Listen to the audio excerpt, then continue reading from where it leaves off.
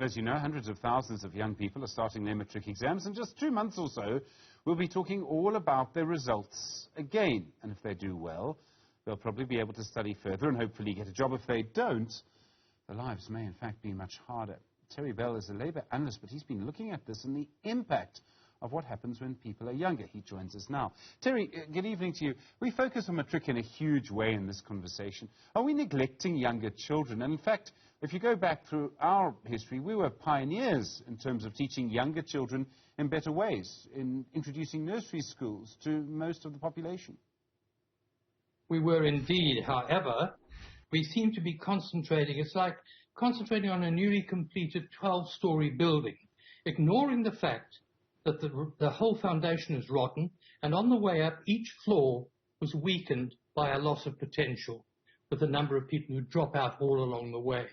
The best example is a 12-story building. And quite honestly, it's a mess.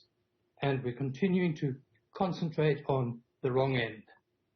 So, for example, we've been focusing a lot on the fact that children in grade 4 cannot read for meaning. Lots of issues around that. No ways are they going to be able to then be in a position, be empowered enough to write matric properly. But the problem started probably 5 or 6 years before grade 4. Even before then. You go to the prenatal area. Any pregnant woman needs to have sufficient nutrition in order to produce a healthy child.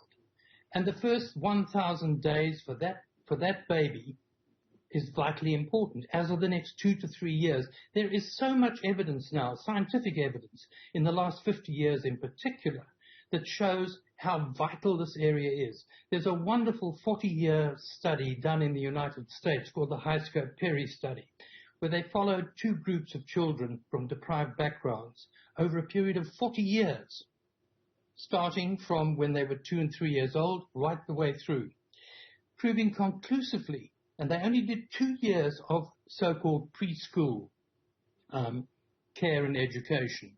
Those who had those 2 years benefited demonstrably vastly more than those who didn't. That's just one study. There are many others.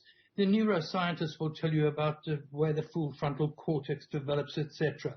We know for a fact that we need quality, universal, free education for children, and it is the child's right across the board, legally and morally.